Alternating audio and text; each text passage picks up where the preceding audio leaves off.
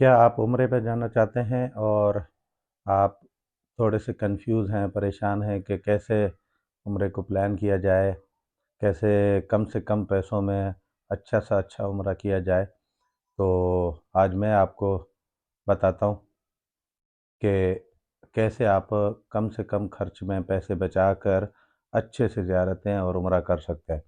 तो जुड़िए रहिए।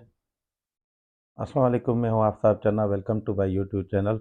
आज मैं आपको बताता हूँ कि आप कैसे उम्रे अपने जो ज़िंदगी का बेहतरीन सफ़र है उम्रा या हज।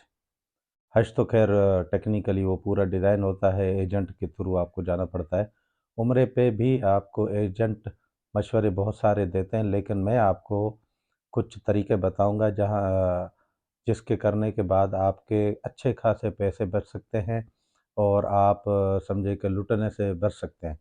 तो बराए करम, बराए मेहरबानी आप पेंसिल और कागज़ ले लें। मैं आपको चीज़ें बताता हूँ। आप अ, उसी पे अगर अमल करेंगे तो आपका उम्रा बहुत अच्छा, सस्ता और पुरसुकून गुज़रेगा। तो पहले तो आप ये माइंड बना लें कि जहाज़ कौन से में जाना है आपको। पहले जहाज़ की टिकट करनी है, क्योंकि वो अब लाख के लगभग कहीं न कहीं पहुंच गई है। तो पहले आप एयरलाइन टिकट निकालें, उस वो जितने की भी हो, तो एक तो वो आपका तो पैसे लगने ही लगने। उसके बाद वीज़ा जो है, वो आपको पड़ेगा आजकल के रेट के हिसाब से 530 रियाल का वीज़ा है। जो और एजेंट से आप ट्रांसपोर्ट भी उसी में ले लें, वो 570 रियाल का पड़ जाता है। समझे कि ये 42 से 44 हज़ार तक आपका वीज़ा और ये वो हो गया। तो 90 हज़ार आप अगर टिकट का लगाते हैं, 40 वो लगाते, एक 30, एक 35 का हो गया। अब बचता है तीसरा जो मेजर कंपोनेंट है, वो है उम्रे का आपकी होटल अकोमोडेशन। अब होटल में मोस्टली जो एजेंट साहिबान हैं हमारे यहाँ पे बैठे हुए हैं, वो भी बेचारे लाचार हैं। वो भी सब ऑर्डिनेट मतलब कोई ट्राई चार पांच मुख्तलिफ ग्रुपिंग बनी हुई होती है। तो मेजर जो रोल प्ले करता है वो सऊदीया में बैठा हुआ जो एजेंट है। तो वो बिलियंस की कंपनीज होती हैं, उनको वो वहाँ पे सऊदी गवर्नमेंट से लाइसेंस इशू होते हैं। तो उन्होंने फिर पेटी ठेकों पे नीचे आपके गली मोहल्लों तक एजेंटों को फंसाया हुआ होता है। तो आप एजेंट को जाके पूछें कि भाई, अच्छा एजेंट आम तौर पे जो है ज़ायरीन है, जो उम्रा की ख्वाहिश रखने वाले लोग हैं, उनको मीटरों ये 400 मीटर पे होटल है, ये 300 मीटर पे होटल है, या ये 600 मीटर पे। तो इस मीटर की मेजरमेंट में वो आम शहरी को फंसा देते हैं। आप कोशिश करें कि आपको एजेंट को कहना है कि भाई, मुझे आप 1-1.5 किलोमीटर दूर दे दें होटल। क्योंकि देखें, जो हरम का अपना जो डिस्टेंस है पैदल चलने का, वही वो खुद ही 2-2.5 किलोमीटर का है। तो ये जो एजेंट 400 मीटर कहता है, वो मतलब कि हरम के दाखिल पहले पाँव रखने के बाद के 400 मीटर है। तो घूम फिर के वही 1-1.5 किलोमीटर हो जाता है। तो जितना दूर जो होटल लेंगे आप, उतना अच्छा और अ, सस्ता आपको होटल पड़ेगा। मेरा मशवरा है आपको कि आप जो है शटल सर्विस लिया करें। 4 और 5 स्टार होटल हो 2-3 किलोमीटर दूर, उसमें आपको फ़ायदा ये होगा कि जो 5 स्टार होटल की शटल सर्विसेज जो हैं, वो क्लॉक टावर के बिल्कुल बैक साइड पार्किंग में आपको एक ग्राउंड है, वहाँ उतारती है। वहाँ से पैदल मेरी दूसरी आप वीडियोस देख सकते हैं, तो 3 से 4 मिनट का पैदल डिस्टेंस है।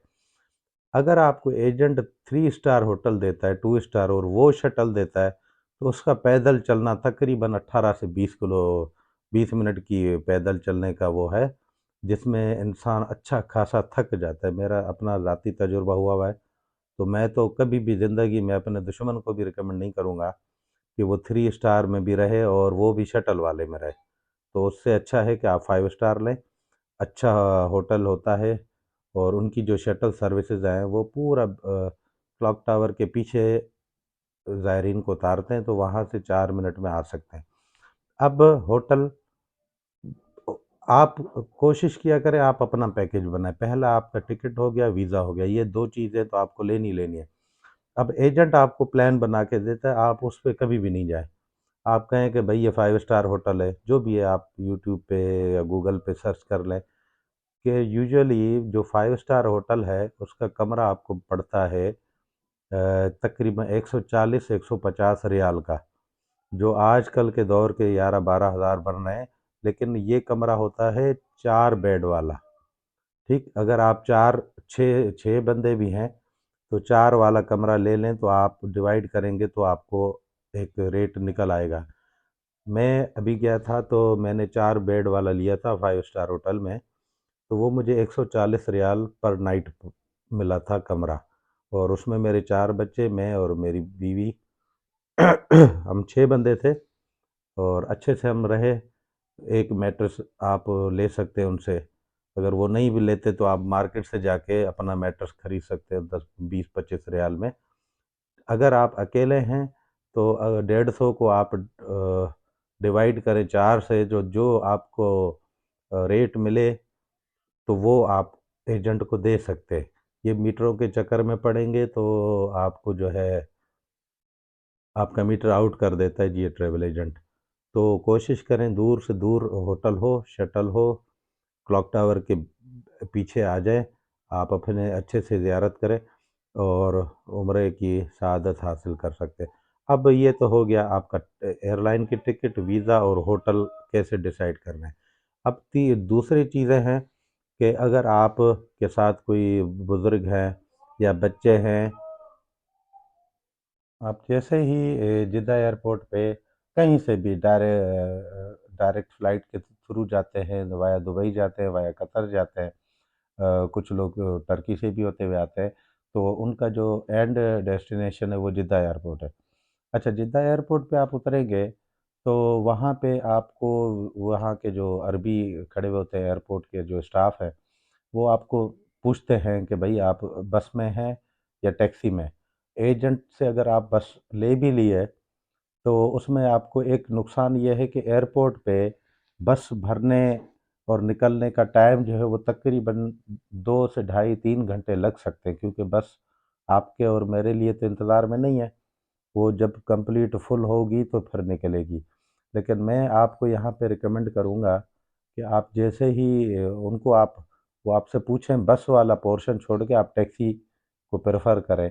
अगर आप 3-4 बंदे हैं तो, अकेला बंदा है तो फिर तो बस ठीक है। आप जैसे ही बाहर निकलेंगे टैक्सियाँ खड़ी होंगी, प्राइवेट कारें होती हैं और सारे अरबी खड़े हुए होते हैं वहाँ। कुछ अगर आपकी किस्मत अच्छी है तो आपको लोकल भी मिल जाएगा। तो आप से वो जैसे ही पूछें आप उनसे बार्गेनिंग करें। ठीक, तो छोटी सी सीडान गाड़ी से लेके जीएमसी 7 सीटर, हर गाड़ी वहाँ पे उनके पास होती है। तो आप अगर बार्गेनिंग करेंगे तो मेरे ख्याल में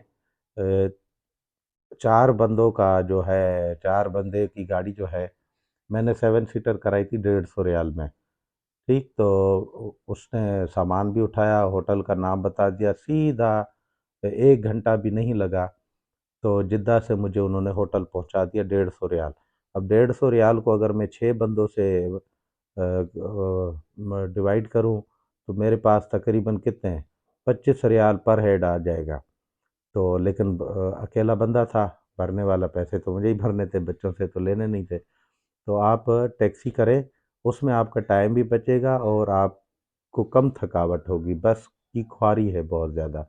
बस पे अगर जाएंगे तो आप जिद्दा एयरपोर्ट से मक्का होटल तक आप कम से कम 3 से 4 घंटे रख लें, तो वो खामा खा के अल्लाह वास्ते की ख्वारी है, जिससे मैं आप दोस्तों को मशवरा दूंगा कि उस ख्वारी से खुद को बचाएं। वो हो गया, होटल पहुंच गए, उसके बाद खाना पीना तो अच्छी होटल है, आप रेट चेक करके खा पी सकते हैं। और क्योंकि ट्रांसपोर्ट का एक बड़े में बड़ा फ़ायदा है, जब आप मक्का से मदीना जाते हैं तो वो जो आपकी ट्रैवल एजेंट की बस होती है वो आपको सस्ती पड़ती है, बजाय आप टैक्सी करें। टैक्सी कम से कम आपको मक्का से मदीना तक 500-600 रियाल लेती है, वो ज़्यादा महंगी है। तो उससे बेहतर है कि आप उस बस में जाएं, क्योंकि लंबा सफ़र है 6 घंटे का, 7 घंटे का, तो बस भी उसी स्पीड में जाती है, गाड़ी भी उसी स्पीड में जाती है। तो इस तरीके से आप अपनी चीज़ें, अपना पैसा, अपना टाइम बचा सकते हैं और सुकून के साथ जा सकते हैं। रही बात ज़ियारतों की, तो ज़ियारतें बस में जो लेके जाते हैं वो 15 रियाल पर हेड लेते हैं। अगर आप एक घर के एक फ़र्द फैमिली के या आपस में दोस्त यार हैं, पाँच चार पाँच बंदे हैं, तो मक्के की जो ज़ियारतें हैं वो अराउंड आपसे टैक्सी वाला लेगा 150 रियाल। तो वही हिसाब करें। अगर आप अकेले हैं तो आप वहाँ पे जो दूसरे दोस्त होते हैं मुसलमान भाई हमारे, आप उनसे पार्टनरशिप कर सकते हैं कि भाई मैं भी आपके साथ चलता हूँ, मैं अपना हिस्सा दे देता हूँ। 15 बस लेती है आपको ज़ियारतों का पर हेड 15 रियाल। अगर आप चार बंदे भी मिल के टैक्सी करवाते हैं तो 20-25 रियाल में आपको अच्छी ज़ियारतें हो सकती है। अपनी गाड़ी का अपना मज़ा है। बस वाले बहुत ज़ियारतों पे उतर रुकते भी नहीं है, वो बस में बैठ के इशारा कर देते हैं कि ये फ़लाँ जगह है, ये फ़लाँ जगह है। तो कोशिश करें कि ज़ियारतें भी आप मिल-जुल के अपनी प्राइवेट गाड़ी में करेंगे तो वो ज़्यादा है। मदीने की ज़ियारतें, आपको जो लोकल ज़ियारतें 13-15 ज़ियारतें हैं, वो मुझसे एक अच्छी खासी 7 सीटर ने तकरीबन 100 रियाल लिए थे। वहाँ भी यही है कि 4 बंदे होंगे तो 25 रियाल में हो जाएगी, बस आपसे वहाँ भी 15 रियाल लेगी। तो ऐसे थोड़ा-सा आप अच्छे से वर्किंग करके आप उम्रा कर सकते हैं। प्लस याद रखिएगा, एजेंट के कहने पे आपको कभी भी नहीं जाना कि मैं इतने दिन यहाँ, आप अपना माइंड बनाएं कि मुझे यहाँ पे ये करना है। और टाइमिंग का खास ख्याल रखना है कि किस टाइम पे आपको ज़ियारत पे जाना है। क्योंकि देखें, हम और आप यहाँ से जाते हैं नमाज़ें पढ़ने, उम्रा करने, इबादतें करने। अगर आपकी दो नमाज़ें भी लेट सपोज़ मिस हो जाती है ज़ियारतों के चक्कर में, तो आपकी इबादत, आपको दुख होगा कि यार मैं इतना दूर आया हूँ और मेरी दो नमाज़ें छूट गई हैं। तो थोड़ी-सी वर्किंग किया करें कि किस टाइम पे उम्रे के लिए निकलना है, ठीक? और किस टाइम पे ज़ियारत करना है, किस टाइम पे मुझे खाना है, किस टाइम पे सोना है। ये आप एक क पेन कागज़ पे लिख के यहाँ पे जाने से पहले, प्लान बनाने से पहले ये कर लेंगे, तो ये आपको काफ़ी फ़ायदा दे सकती है। तो उम्मीद है आप सबको इस वीडियो से कुछ ना कुछ 1% भी अच्छी मालूमात मिली हो, तो मेरे चैनल को लाइक करें, सब्सक्राइब करें, शेयर करें। इंशाल्लाह दूसरी वीडियो में बहुत जल्द मिलते हैं।